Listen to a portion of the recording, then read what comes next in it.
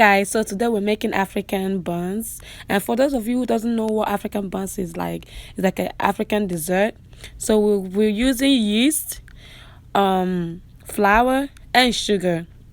So we're using 3 cups of flour, 1 1/4 of sugar, and 5 teaspoons of yeast. So we are going to pour in sugar first, and as you can see, everything is all dry. You don't want to mix anything in a wet bowl. You always have to use a dry bowl to mix it. So now you mix the sugar and the flour. You pour in the yeast. Thoroughly mix it and gently do it too, because you don't want to spill it while you're mixing it. So you have to gently mix everything together. And the next thing we're gonna do is we're gonna get a cup of water. The reason we're getting a cup of water first is because you don't want to over pour water. Like, you don't want it to be too watery, you don't want it to be too thick. So it's better to start with, like, very little amounts. So next, we're also gonna pour another cup of water, making it 2 cups of water.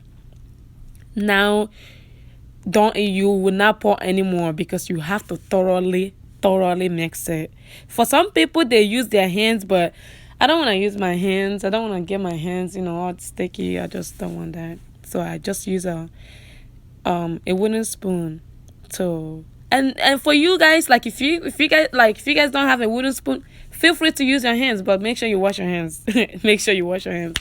So thoroughly mix every single thing. As you can see, mine is not too thick.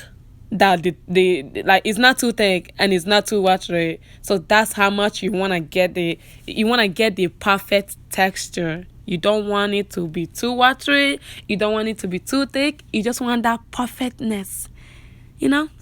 So next, you cover it and leave it for an hour or 2.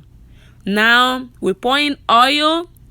Like, as you can see, like, I'm already like putting in the buns.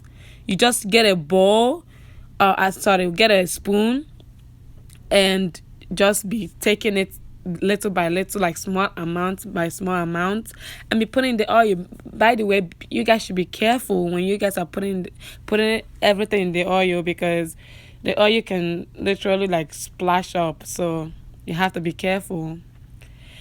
So cook and fry it for about a minute or 2, and then flip it. And by the way, don't fry it in a high heat. Fry it in a medium heat.